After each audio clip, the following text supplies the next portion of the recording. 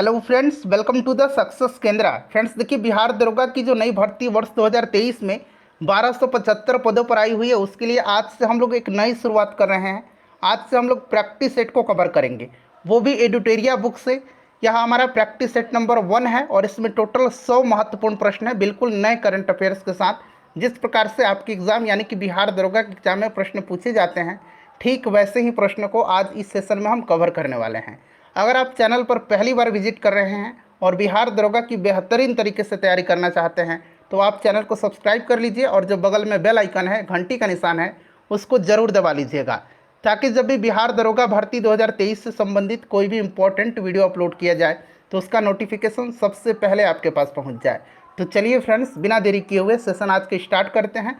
पहले सभी लोग एक बार जल्दी से सेशन को लाइक कर दीजिए और जब सेशन समाप्त हो जाएगा तो इसका लिंक किसी भी एक ग्रुप में जहाँ कहीं भी आप हैं वहाँ पर इसे ज़रूर ही शेयर कर दीजिएगा। फ्रेंड्स, जैसे मैंने आपको बताया कि आज ही सेशन में हम लोग बिहार दरोगा की जो नई भर्ती वर्ष 2023 में 1275 पदों पर आई हुई है, उसके लिए एडुटेरिया के प्रैक्टिस बुक से हम लोग प्रैक्टिस सेशन को कवर करेंगे। यहाँ पर आप देख सकते हैं एडुटेरिया बिहार दरोगा प्रीलिम्स, और यह हमारा पहला प्रैक्टिस सेट है। फ्रेंड्स, सभी लोग एक बार जल्दी से सेशन को लाइक कर दीजिए। थोड़ा सा मैं जूम कर देता हूँ ताकि प्रश्न जो है आपको स्पष्ट रूप से दिखाई दे। आज के सेशन का पहला प्रश्न पढ़िएगा कि सिंधु घाटी सभ्यता के बारे में इनमें से कौन सा कथन सत्य है। देखिए, प्रश्न जब भी आप पढ़ेंगे, प्रश्न को ध्यानपूर्वक पढ़िएगा। देखिए, यहाँ पर पूछा गया कि सिंधु घाटी सभ्यता के बारे में इनमें से कौन सा कथन सत्य है। अगर आप आंसर पहले से जानते हैं तो आंसर कमेंट बॉक्स में देकर के बताते चलिएगा। साथ ही साथ जो भी मैं एक्सप्लेन करूँगा ना, उसको आप ज़रूर ध्यानपूर्वक सुनिएगा। इससे क्या होगा कि एक प्रश्न के साथ साथ आपके 2 से 3 प्रश्न जो है कवर होते चलेंगे। अब यहाँ पर ध्यान दीजिए, इसका जो करेक्ट आंसर होगा ऑप्शन नंबर ए हो जाएगा। सिंधु घाटी सभ्यता के लोग कपास के उत्पादन करने वाले पहले व्यक्ति थे। देखिए फ्रेंड्स, सर्वप्रथम कपास का उत्पादन सिंधु घाटी सभ्यता के लोगों के द्वारा शुरू किया गया था और यहाँ के लोग कपास के साथ साथ गेहूँ, जौ, बाजरा, ज्वार, चावल इत्यादि की खेती करते थे। सिंधु घाटी के लोगों के द्वारा मुख्य रूप से भेड़, बकरी, भैंस तथा सुअर जैसे जानवरों का पालन किया करते थे ये। और सिंधु घाटी की सभ्यता आपको पता ही है, एक नगरीय सभ्यता थी। ठीक है फ्रेंड्स, और देखिए, सिंधु घाटी सभ्यता के मोहनजोदाड़ो से प्राप्त विशाल अन्नागार जो था, संभवतः सिंधु घाटी सभ्यता की सबसे विशाल इमारत थी। ये भी आप जरूर ध्यान रखिएगा। तो देखिए, सिंधु घाटी की सभ्यता ग्रामीण सभ्यता थी, ये गलत है, नगरीय सभ्यता थी। सिंधु घाटी के लोग कुत्ते, बिल्लियों और घोड़ों के बड़े पैमाने पर पालन करते थे। मैंने आपको बताया था कि सिंधु घाटी के लोगों के द्वारा मुख्य रूप से भेड़, बकरी, भैंस, सुअर जैसे जानवरों का पालन होता था। और यहाँ के लोग केवल चावल की खेती करते थे, ये भी गलत है। ये केवल चावल की खेती नहीं करते थे, ये चावल के साथ साथ गेहूँ, जौ, बाजरा इन सब की भी खेती किया करते थे। तो ऑप्शन नंबर ए जो होगा इसका करेक्ट आंसर हो जाएगा। जैन धर्म के 3 रत्न, जिसको कि त्रिरत्न कहा जाता है, उसमें शामिल है। अच्छा, एक जैन धर्म का त्रिरत्न है और एक जो है पंच महाव्रत है, यानी कि 5 महाव्रत है। जैन धर्म का 5 महाव्रत जो है कौन कौन सा है, तो अहिंसा, सत्य, अपरिग्रह। यहाँ मैं लिख देता हूँ अहिंसा, सत्य, अपरिग्रह। ठीक है, अपरिग्रह और अस्तेय, ये 4 महाव्रत हो गए। कौन कौन से, तो उंगली पर काउंट करेंगे, अहिंसा, सत्य, अपरिग्रह और अस्तेय। और ये चारों महाव्रत जो हैं ये पार्श्वनाथ के द्वारा दिया गया था। और 5वां महाव्रत जो था ब्रह्मचर्य, इसको वर्धमान महावीर ने दिया था, जो जैन धर्म के अंतिम तीर्थंकर थे। तो ये 5 महाव्रत याद रखिएगा कौन कौन से, तो अहिंसा, सत्य, अपरिग्रह, अस्तेय और ब्रह्मचर्य। क्लियर है ना। प्रश्न में पूछा गया त्रिरत्न में कौन कौन से हैं, तो त्रिरत्न में सम्यक दर्शन, सम्यक ज्ञान और सम्यक आचरण है। तो ऑप्शन नंबर सी हो जाएगा। सम्यक विश्वास मतलब सम्यक दर्शन का मतलब सही विश्वास, सम्यक ज्ञान का मतलब सही ज्ञान और सम्यक आचरण का मतलब सही आचरण। ठीक है ना, ऑप्शन सी इसका राइट आंसर हो जाएगा। देखिए, चोल अभिलेखों के अनुसार जैन संस्थानों को दान में दी जाने वाली भूमि को क्या कहा जाता था।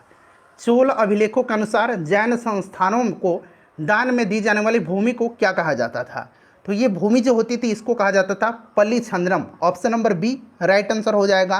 गैर ब्राह्मणों को दी जाने वाली भूमि को वेलन वगाई कहा जाता था। वेलन वगाई कहा जाता था किसको, तो गैर ब्राह्मणों को दी जाने वाली भूमि को। स्कूल या फिर विद्यालय कहिए, उनकी व्यवस्था के लिए दिए जाने वाली जो भूमि थी उसको साला भोग कहा जाता था। साथ ही साथ ब्राह्मणों को दान में दी गई भूमि को ब्रह्मदेय कहा जाता था। ये सारे पॉइंट्स फ्रेंड्स आप ध्यान रखिएगा।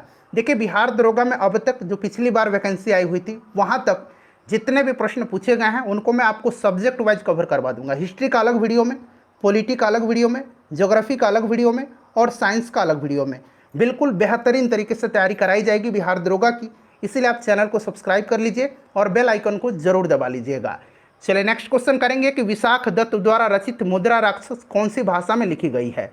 अच्छा, सबसे पहले तो आपसे प्रश्न यह पूछा जाता है कि मुद्रा राक्षस किसकी रचना है, तो याद रखना विशाख दत्त की।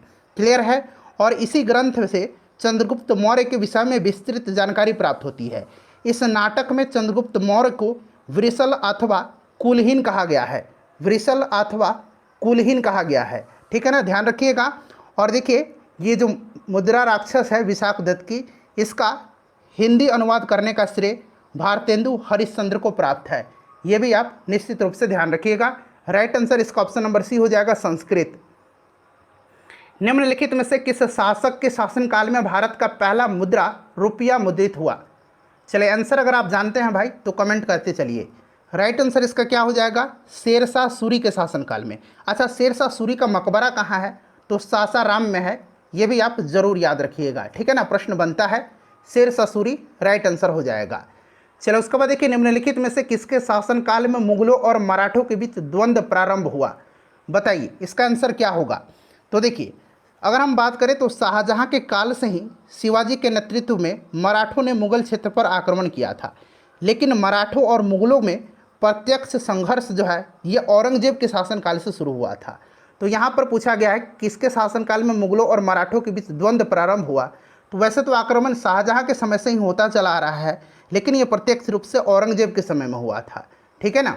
चलिए उसके बाद देखिएगा कि भारत के में किस गवर्नर जनरल को स्थानीय स्वशासन का पिता यानी कि स्थानीय स्वशासन का जनक कहा जाता है। चलिए बताइए राइट आंसर। तो आपको पता है यह लॉर्ड रिपन को कहा जाता है। किसको कहा जाता है, लॉर्ड रिपन को स्थानीय स्वशासन का जनक कहा जाता है।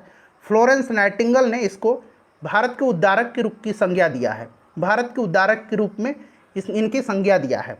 और देखिए इसी ने जो है वर्नाक्यूलर प्रेस एक्ट को रद्द किया था। इसी के समय से नियमित जनगणना कराई जाती है।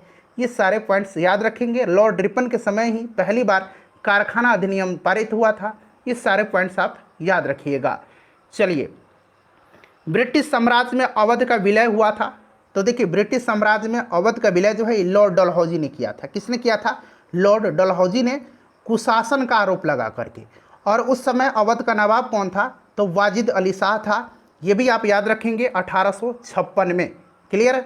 चलिए नेक्स्ट क्वेश्चन है कि निम्नलिखित में से किसने बंगाल की विभाजन जो कि 1905 में हुआ था। अच्छा, बंगाल विभाजन की पहले हम बात कर लेते हैं।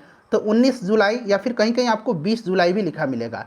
तो 20 जुलाई 1905 को बंगाल विभाजन के निर्णय की घोषणा किया गया था।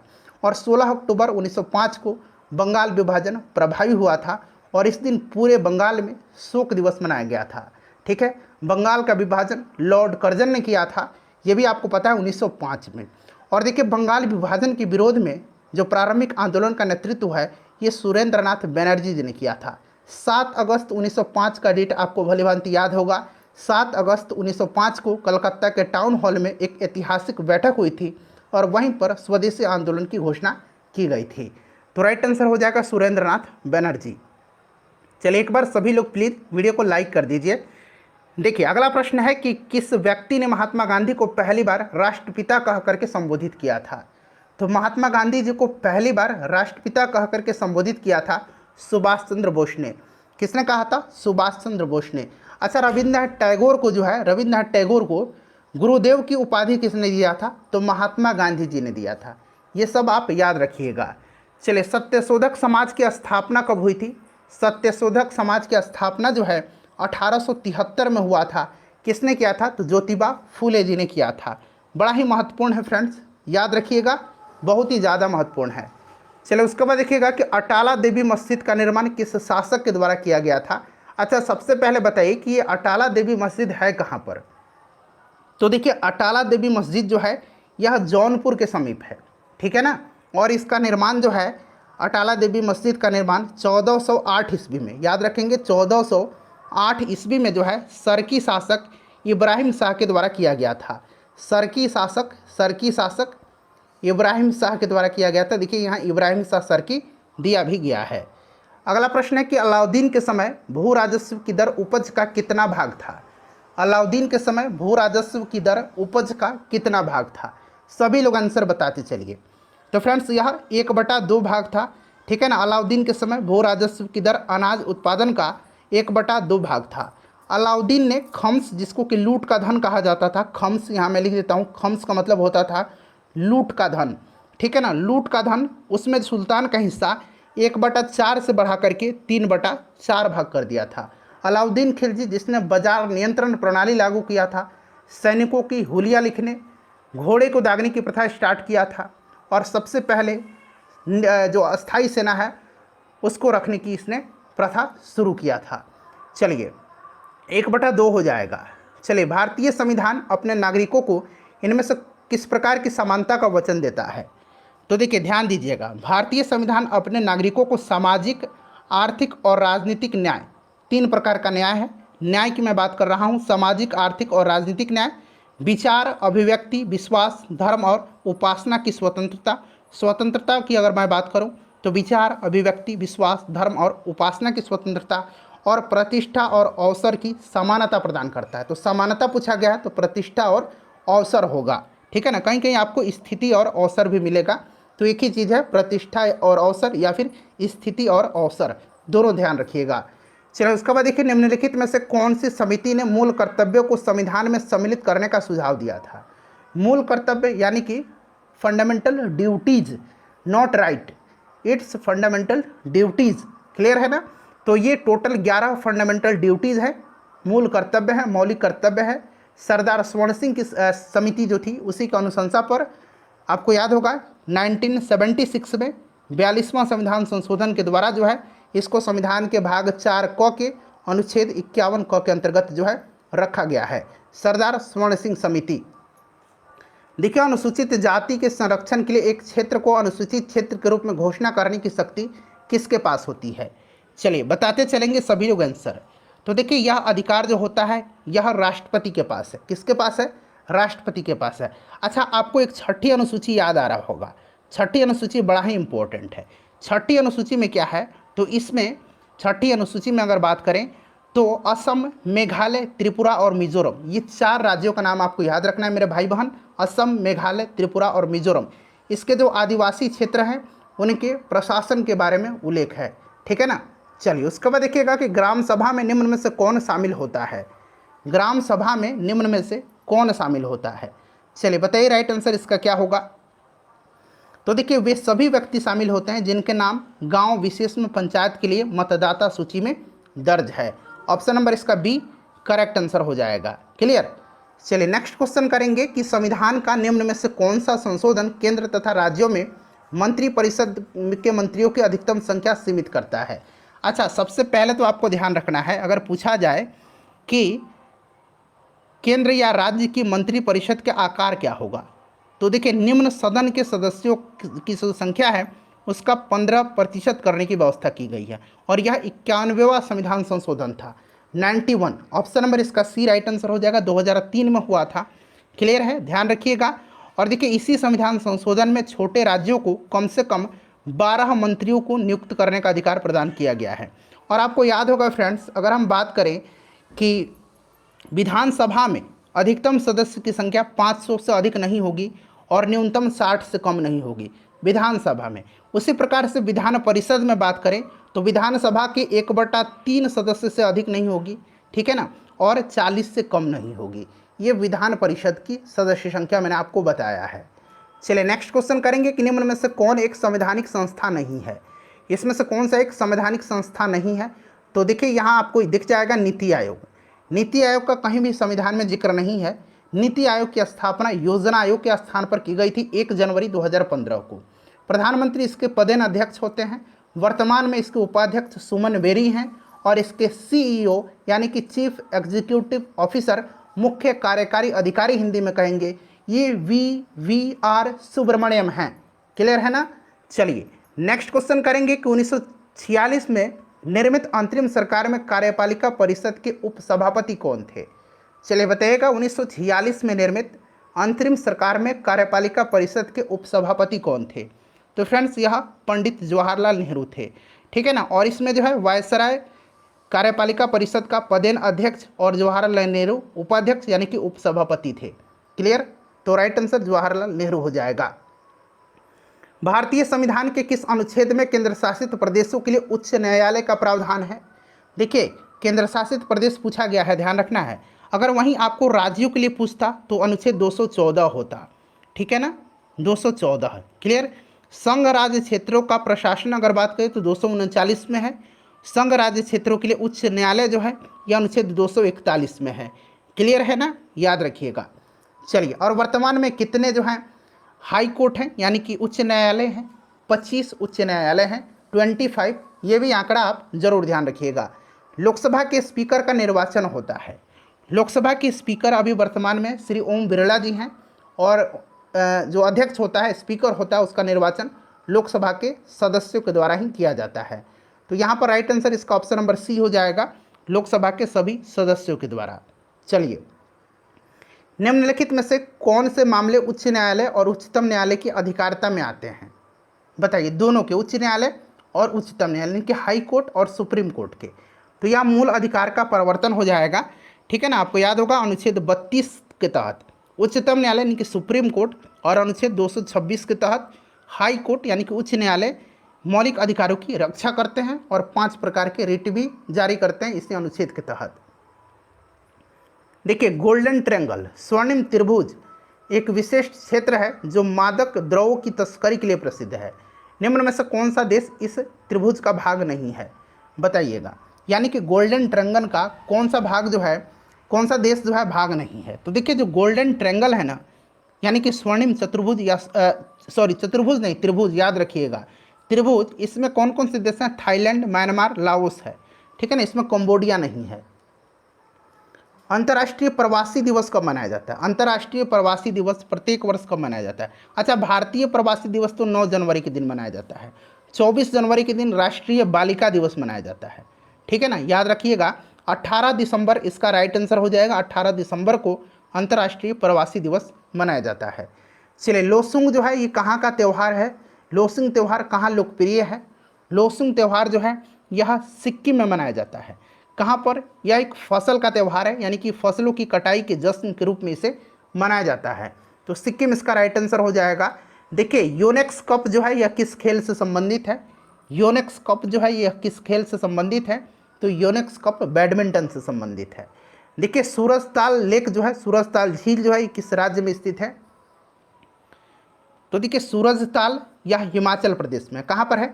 रेणुका झील भी पूछा जाता है, रेणुका झील भी हिमाचल प्रदेश में ही है, इससे भी आप निश्चित ध्यान रखिएगा।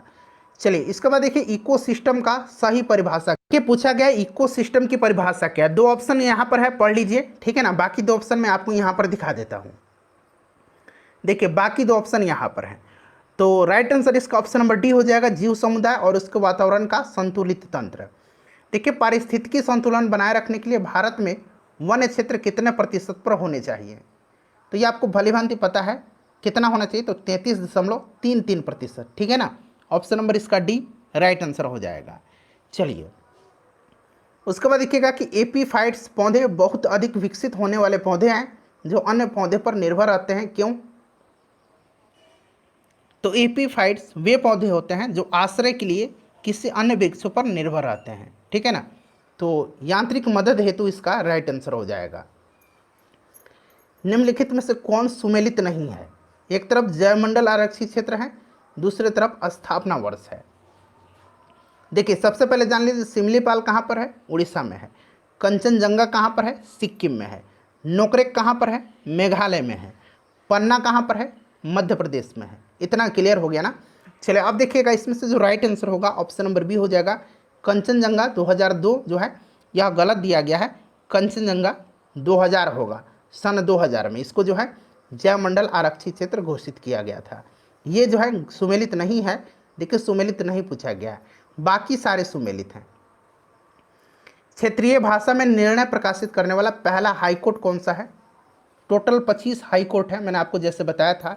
इसका राइट आंसर जो होगा ये केरल हाईकोर्ट होगा, केरल हाईकोर्ट, ठीक है ना, ध्यान रखिएगा। केरल हाईकोर्ट कार्यवाही को लाइव प्रसारण करने वाला पहला हाईकोर्ट, लाइव प्रसारण करने वाला अगर पूछेगा पहला हाईकोर्ट तो गुजरात हाईकोर्ट होगा, और क्षेत्रीय भाषा में प्रकाशित करने वाला अपने निर्णय को तो यह केरल होगा। ठीक है ना। चलिए, किस राज्य सरकार द्वारा स्वास्थ्य ऐप जारी किया गया है? अंग्रेजी में है SHWAS।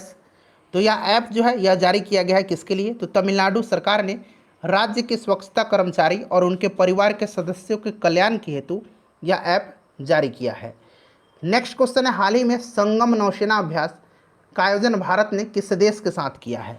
चलिए बताएंगे इसका राइट आंसर क्या हो जाएगा। संगम नौसेना अभ्यास यह भारत और अमेरिका के बीच हुआ है, और इसका यह 7वां संस्करण था जो कि दिसंबर 2022 में गोवा में संपन्न हुआ है।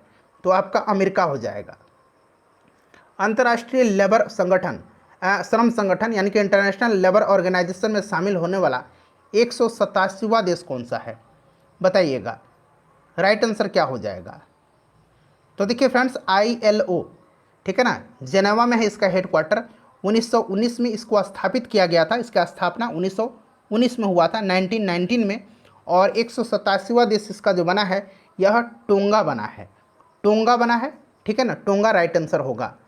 चलिए, उसके बाद देखिएगा कि विश्व हिंदी सम्मेलन 2023 जिसका आयोजन फिजी में किया गया था, इसमें से भारत की तरफ से किसने प्रतिनिधित्व किया था?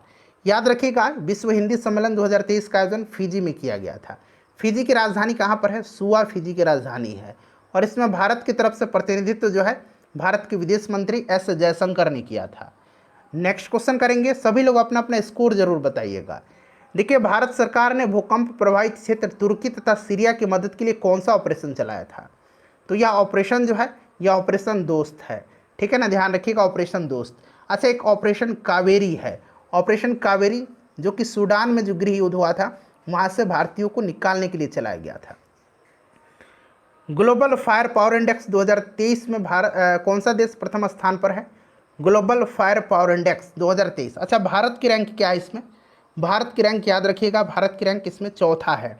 ठीक है ना, चौथे स्थान पर भारत है, पहले स्थान पर अमेरिका है। कौन है? पहला स्थान पर इसमें अमेरिका है। चलिए नेक्स्ट क्वेश्चन करेंगे। बिल्कुल बेहतरीन तरीके से तैयारी कराई जाएगी बिहार दरोगा की। चैनल से जुड़िए और अपने दोस्तों को, जो लोग नहीं जानते हैं चैनल के बारे में, उनको अवश्य ही बताइएगा।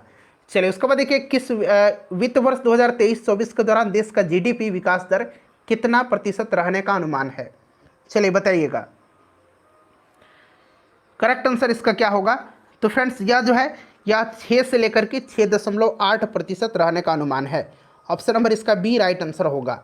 चलिए, दूध उत्पादन में भारत का स्थान विश्व में कौन सा है? दुग्ध उत्पादन में भारत का स्थान जो है विश्व में पहला है। ठीक है ना, पहला स्थान है, ध्यान रखिएगा, पहले नंबर पर है। जनसंख्या की दृष्टि से भी भारत अब पहले नंबर पर हो गया है। अर्जुन पुरस्कार 2022 से सम्मानित सुश्री अंशु का संबंध किस खेल से है? अच्छा, 2000 यहाँ पर 22 पूछा गया है। तो देखिए, टोटल 25 खिलाड़ियों को जो है अर्जुन अवार्ड दिया गया था, और सुश्री अंशु का संबंध कुश्ती से है, याद रखिएगा। चलो, उसके बाद देखिए, ग्रैमी पुरस्कार 2023 हेतु किसे एल्बम ऑफ द ईयर चुना गया है? 3 प्रश्न मैं आपको कराऊंगा, album of the year, record of the year और सॉन्ग ऑफ द ईयर। याद रखिएगा, सबसे पहले जान लीजिए, एल्बम ऑफ द ईयर जो है यह दिया गया हैरी हाउस को। ठीक है ना, हैरी हाउस को, क्लियर। अच्छा, रिकॉर्ड ऑफ द ईयर पूछेगा तो अबाउट डैम टाइम, यहाँ मैं लिख देता हूँ अबाउट DAMN डैम टाइम। ठीक है ना, याद रखिएगा। और सॉन्ग ऑफ द ईयर दिया गया है जस्ट लाइक डैट को, जस्ट लाइक डैट को। देखिए, अबाउट डैम टाइम यहाँ पर भी दिया गया है, क्लियर। तो ये रिकॉर्ड ऑफ द ईयर है, ये एल्बम ऑफ द ईयर है, और ये सॉन्ग ऑफ द ईयर है। चलो, उसके बाद देखिए, प्रसिद्ध पुस्तक विक्ट्री सिटी के लेखक कौन है? विक्ट्री सिटी को लिखा है किसने? तो ये लिखा है फ्रेंड्स किसने? ध्यान रखिएगा, सलमान रुश्दी की यह पुस्तक है। सलमान रुश्दी का प्रश्न जो है एग्जाम में पूछा जाता है। और देखिए, मिडनाइट चिल्ड्रन इन्हीं की रचना है, द सैटेनिक वर्सेज इन्हीं की रचना है, ये सब याद रखिएगा। तो सलमान रुश्दी। विश्व कैंसर दिवस 2023 की थीम क्या है? अच्छा, विश्व कैंसर दिवस मनाया कब जाता है? तो भाई, ये प्रत्येक वर्ष जो है 4 फरवरी के दिन मनाया जाता है, 4 फरवरी के दिन मनाया जाता है। और इसका थीम क्या था इस बार? तो क्लोज द केयर गैप। ठीक है ना, ऑप्शन बी राइट आंसर होगा। स्टैचू ऑफ नॉलेज को स्थापित किया गया है। अच्छा, एक स्टैचू ऑफ नॉलेज हो गया, एक स्टैचू ऑफ बिलीफ है, स्टैचू ऑफ बिलीफ। ठीक है ना, एक स्टैचू ऑफ इक्वलिटी है। सब याद रखिएगा। देखिए स्टैचू ऑफ नॉलेज जो है महाराष्ट्र के लातूर में स्थापित किया गया है, या भीमराव अंबेडकर की प्रतिमा है, ठीक है ना, तो ये आपका महाराष्ट्र हो जाएगा। स्टैचू ऑफ बिलीफ पूछेगा तो राजस्थान में भगवान शिव को समर्पित है। स्टैचू ऑफ इक्वलिटी पूछेगा तो ये तेलंगाना में है, या रामानुज को समर्पित है, रामानुज को, रामानुजा, ठीक है ना। चलिए, जनवरी 2023 में आए रिपोर्ट के अनुसार 2022 में भारत का सबसे प्रदूषित शहर कौन सा है? तो सबसे प्रदूषित शहर जो है यह आपका नई दिल्ली है। नई दिल्ली राइट आंसर हो जाएगा। इसमें से कौन सा सुमेलित नहीं है? देखिए सुमेलित नहीं पूछा गया है भाई। तो देखिए अरुणाचल प्रदेश के राज्यपाल जो हैं ये कौन है? ये सही दिया गया, मेघालय के फागू चौहान, बिल्कुल सही है। झारखंड का सीपी राधाकृष्णन, सही। अच्छा, फागू चौहान पहले बिहार के थे, बिहार का अब नए राज्यपाल बने हैं राजेंद्र विश्वनाथ अर्लेकर, ठीक है ना, याद रखिएगा। महाराष्ट्र के गणेशी लाल नहीं है, महाराष्ट्र के जो हैं रमेश बैस हैं। रमेश बैस इससे पहले झारखंड के राज्यपाल थे, अब ये महाराष्ट्र के रमेश बैस बन गए हैं। चलिए उसके बाद देखिएगा कि हाल ही में तुलसीदास बलराम का निधन हो गया, इनका संबंध किस क्षेत्र से था? बताइए राइट आंसर क्या होगा? तो इनका संबंध जो था यह किस क्षेत्र से है? तो तुलसीदास बलराम भारत के प्रसिद्ध फुटबॉलर थे, ठीक है ना, फुटबॉल राइट आंसर हो जाएगा। तो करेक्ट आंसर यहाँ पर देखिए खेल हो जाएगा, ठीक है ना। भारतीय प्रतिस्पर्धा आयोग के नए अध्यक्ष कौन बने हैं? अच्छा, अभी देखिए इनसे पहले कार्यवाहक अध्यक्ष थी कौन? तो संगीता वर्मा, लेकिन अब अस्थायी अध्यक्ष बना लिया गया है रवनीत कौर को। किसको? रवनीत कौर को, रवनीत कौर को, ठीक है ना। रवनीत कौर का नाम याद रखिएगा। जब ये प्रश्न बना था उस समय संगीता वर्मा थी, लेकिन अब वर्तमान में रवनीत कौर हैं। क्लियर? चलिए उसके बाद देखिए अंतर्राष्ट्रीय धर्म सम्मेलन का उद्घाटन कहाँ किया गया? तो इसका उद्घाटन राष्ट्रपति द्रौपदी मुर्मू जी ने किया था। ये 7वां धर्म सम्मेलन था, ये 7वां अंतर्राष्ट्रीय धर्म सम्मेलन था, और इसका उद्घाटन मध्य प्रदेश के भोपाल में किया गया था। क्लियर? तो यहाँ पर देखिए भोपाल हो जाएगा, मध्य प्रदेश भी याद रखेंगे। हाल ही में दयानंद सरस्वती जी की कौन सी जयंती मनाई गई है? आपको याद होगा 1875 में इन्होंने आर्य समाज की स्थापना किया था। इन्होंने वेदों की ओर लौटो का नारा दिया था। सत्यार्थ प्रकाश इनकी पुस्तक का नाम है, ये सब याद रखिएगा। 200वां जयंती इनका मनाया गया, ठीक है।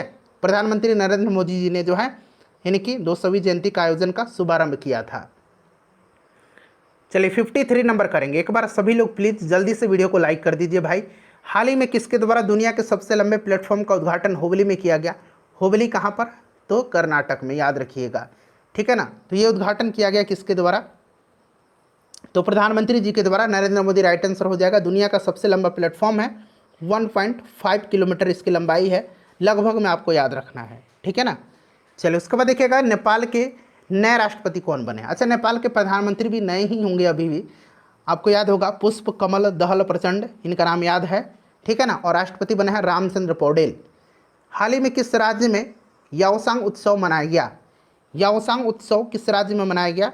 तो यह उत्सव होली के दिनों में 5 दिन तक चलने वाली यह उत्सव है, और यह मणिपुर में मनाई जाती है। चलो उसके बाद देखिएगा कि महाराष्ट्र भूषण पुरस्कार 2022 से किससे सम्मानित किया गया है? तो ये अप्पा साहब धर्माधिकारी को, अप्पा साहब धर्माधिकारी को, ध्यान रखिएगा, अप्पा साहब धर्माधिकारी को। चलिए वंदे भारत ट्रेन का संचालन करने वाली पहली महिला ड्राइवर कौन बनी है? तो ये कौन बनी है? सुरेखा यादव बनी है, सुरेखा यादव बनी है, ठीक है ना। इन्होंने सोलापुर से मुंबई तक ट्रेन चलाई। सुरेखा यादव देश की पहली महिला ट्रेन ड्राइवर भी हैं, याद रखिएगा, सुरेखा यादव। उसके बाद देखिए रबी फसल की बुआई की जाती है। रबी फसल की बुआई जो है आपको पता है रबी फसल में कौन कौन से फसल आते हैं? तो गेहूँ, चना, जौ, सरसों, ये सब आते हैं। इसकी बुआई जो है अक्टूबर से नवंबर तक की जाती है, और मार्च अप्रैल में इसकी कटाई होती है। खरीफ फसल की बुआई जून जुलाई में की जाती है, जबकि सितंबर अक्टूबर में इसको काट लिया जाता है, ठीक है ना। तो रबी फसल पूछा गया है, तो अक्टूबर नवंबर, याद रखिएगा, ऑप्शन नंबर बी। जूट उत्पादन में अग्रणी राज्य? तो जूट का उत्पादन में अग्रणी राज्य जो है ये आपको पता है, यह पश्चिम बंगाल है। पश्चिम बंगाल राइट आंसर हो जाएगा।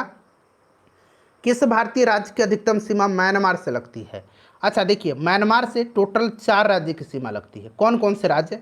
तो अरुणाचल प्रदेश, नागालैंड, मणिपुर और मिजोरम। और सबसे ज़्यादा सीमा जो है ये पूर्वोत्तर में ये लगती है किससे? तो अरुणाचल प्रदेश से, ठीक है ना।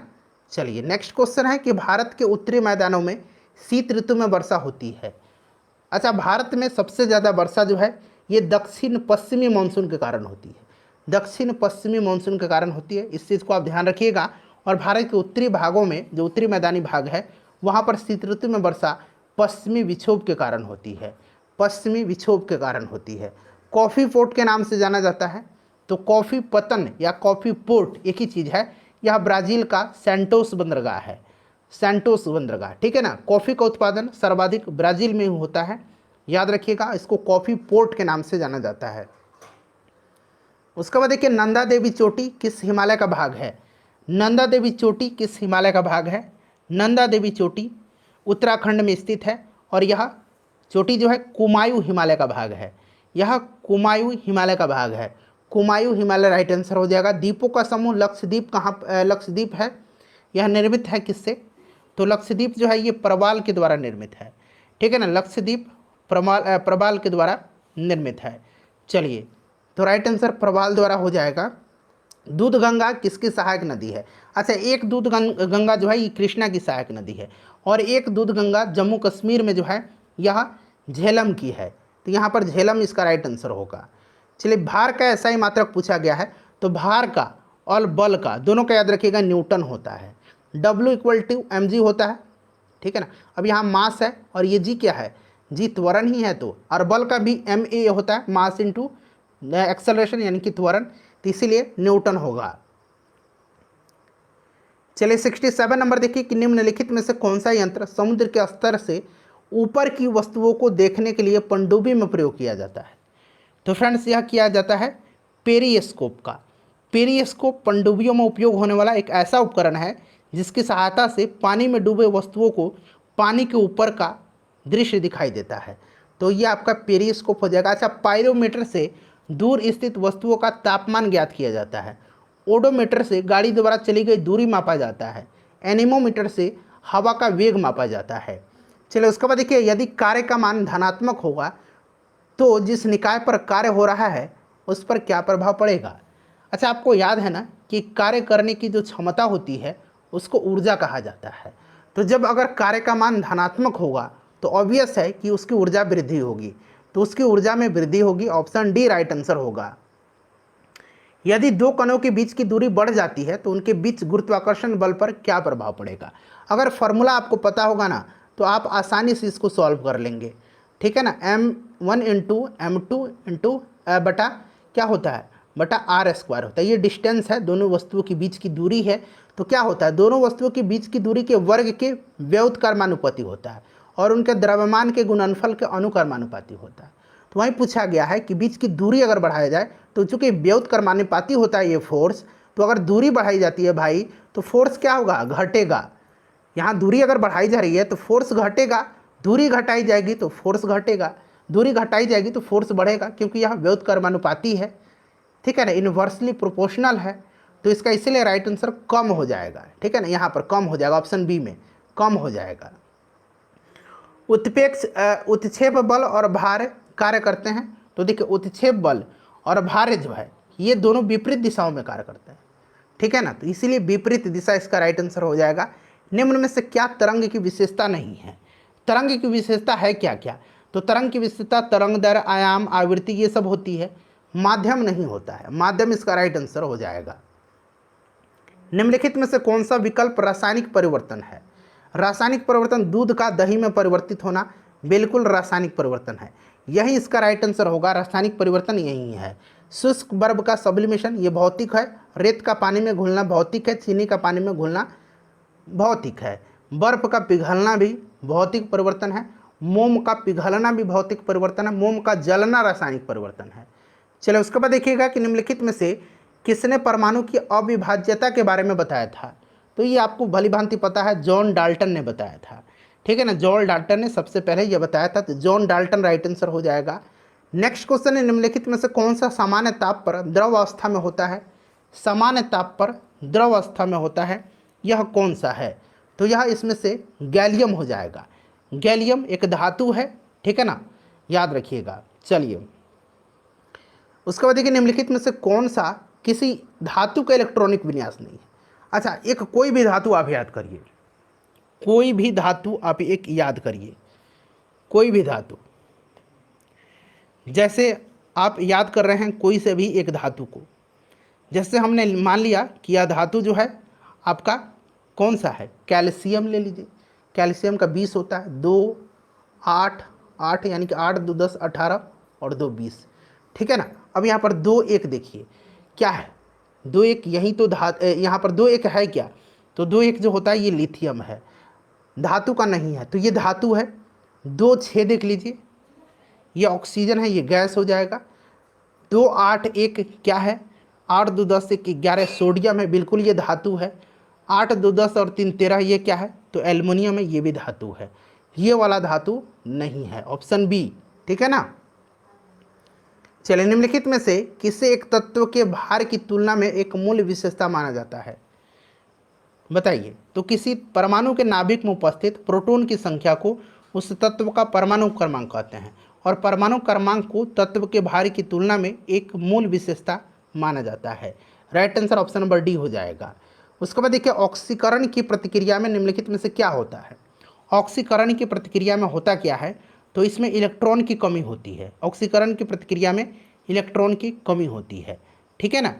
तो राइट आंसर इसका क्या हो जाएगा, इलेक्ट्रॉन में कमी होती है। चलिए अगला प्रश्न करेंगे। नेक्स्ट क्वेश्चन हमारा है, 1 मिनट रुक जाइए। हाँ, ये हो गया 77 नंबर। आइए 78 कर लेते हैं। देखिए अब ये प्रश्न समझिएगा। यहाँ पर यदि किसी लवण का पीएच मान 0 है तो वह खले संदेह का लवण होता है। अगर उसका पीएच मान पहले देख लीजिए, अगर पीएच मान जिसका 7 है, पीएच मान जैसे 7 होता, खाने वाला नमक का आप एग्जाम्पल देता हूँ मैं, पीएच मान 7 होता है उसका, तो खाने वाला जो नमक होता है ना, ये प्रबल अम्ल और प्रबल क्षार होता है। ये पढ़े हैं ना, टेबल साल्ट जो होता है ये स्ट्रॉन्ग एसिड और स्ट्रॉन्ग बेस होता है। चूँकि 7 इसका पीएच मान, अब यहाँ पीएच मान जब 0 है तो निश्चित रूप से यह एक एसिड होगा और कमज़ोर बेस होगा, तो ऑप्शन ए इसका राइट आंसर होगा, ठीक है ना। स्ट्रॉन्ग एसिड होगा और वीक बेस होगा। चलो उसके बाद देखिएगा कि जलीय विलयन में किसी अम्ल या क्षार में क्या परिवर्तन होता है। देखिए वे पदार्थ जो जलीय विलयन में H+ आयन देते हैं अम्ल कहलाते हैं, और OH जो माइनस आयन देते हैं वो क्षार कहलाते हैं। अब यहाँ पर कह रहा है कि जलीय विलयन में किसी अम्ल या क्षार में क्या परिवर्तन होता है, तो क्षार जल में OH आयन निर्मित करते हैं, ठीक है ना। चलिए, उस निष्क्रिय गैस का नाम क्या है जिसे आधुनिक आवर्त सारणी के पहले आवर्त में रखा गया है। सिंपल सा क्वेश्चन है, यह हीलियम ही है। हीलियम, नियॉन, आर्गन, जेनन, उसके बाद रेडॉन, क्रिप्टन, ये सारे जो होते हैं अक्रिय गैस होते हैं। चलिए, अधातुओं का व्यापक उपयोग निम्न में से किसमें होता है। अधातु का, नॉन मेटल का, तो उर्वरक में होता है, पौधों की बेहतर वृद्धि के लिए खाद के रूप में किया जाता है। कास्टिक सोडा का रासायनिक नाम पूछा गया है। कास्टिक सोडा का रासायनिक नाम क्या होता है। कास्टिक सोडा का सोडियम हाइड्रोक्साइड होता है, NaOH होता है, सोडियम हाइड्रोक्साइड, ठीक है ना, सोडियम हाइड्रोक्साइड। चलो उसके बाद देखिएगा कि हीमेटोलॉजी का अध्ययन निम्नलिखित में से किससे संबंधित है। अब देखिए हीमेटोलॉजी बहुत ही आसान है, हीमोग्लोबिन, हीमेटोलॉजी इस तरह से रिलेट करिएगा तो यह रक्त हो जाएगा, खून, ठीक है ना। चलिए उसके बाद देखिएगा नेक्स्ट क्वेश्चन करेंगे कि पानी की कमी के कारण कोशिका के संकुचित भित्ति से अलग होने की प्रक्रिया को क्या कहा जाता है। बताइए, पानी की कमी के कारण कोशिका के संकुचित होकर के कोशिका भित्ति से अलग होने की प्रक्रिया को प्लाज्मोलिसिस कहा जाता है। जीव द्रव्य संकुचन इसको हिंदी में कहा जाता है, प्लाज्मोलिसिस इसको अंग्रेजी में कहा जाता है। चलिए उसके बाद देखिएगा कि हमारे शरीर में वसा संचायक ऊतक कौन सा है। वसा संचायक ऊतक कौन सा है, तो फ्रेंड्स यह ऊतक जो है ये एडिपोज ऊतक है, ठीक है ना, एडिपोज ऊतक है। वसा ऊतक 2 प्रकार के होते हैं, एक जो होता है एरियोलर ऊतक होता है, एक एरियोलर, यहाँ मैं लिखता हूँ, एक देखिए यहाँ पर है, एक एरियोलर ऊतक होता है और एक जो होता है आपका एडिपोज ऊतक होता है, ठीक है ना। वसा 2 प्रकार के होते हैं, और वसा संचायक जो होता है ना, ये इसमें से वसा संचायक एडिपोज होता है, वसा संचायक एडिपोज होता है, ठीक है ना।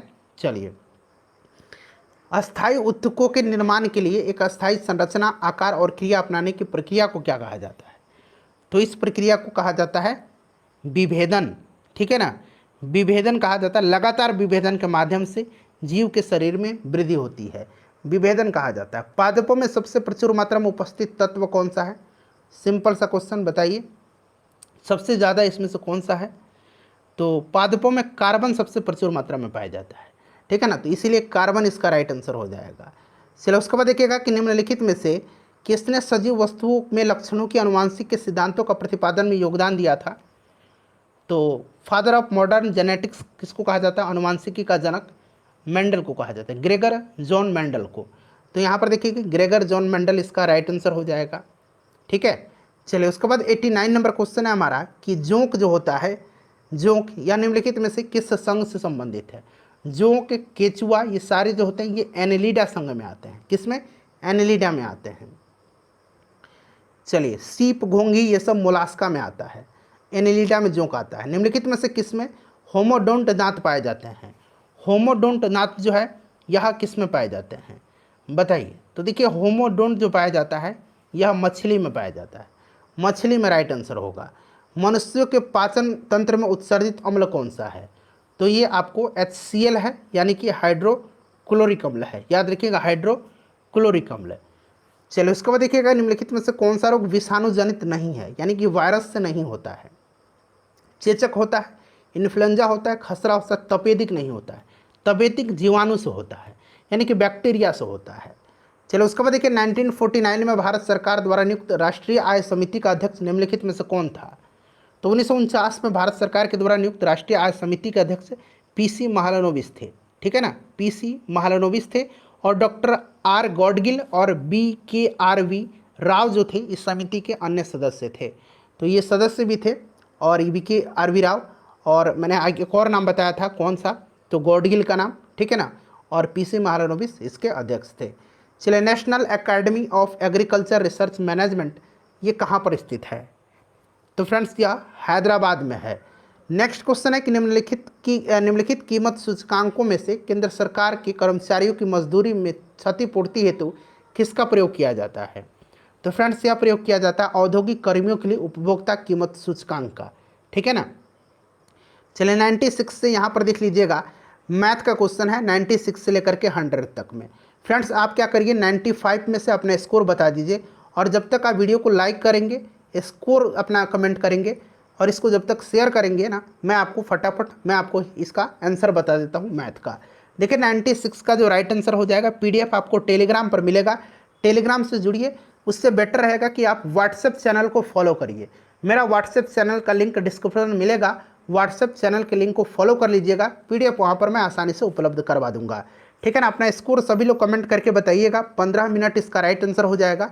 98 का D यानी कि 4 राइट आंसर हो जाएगा।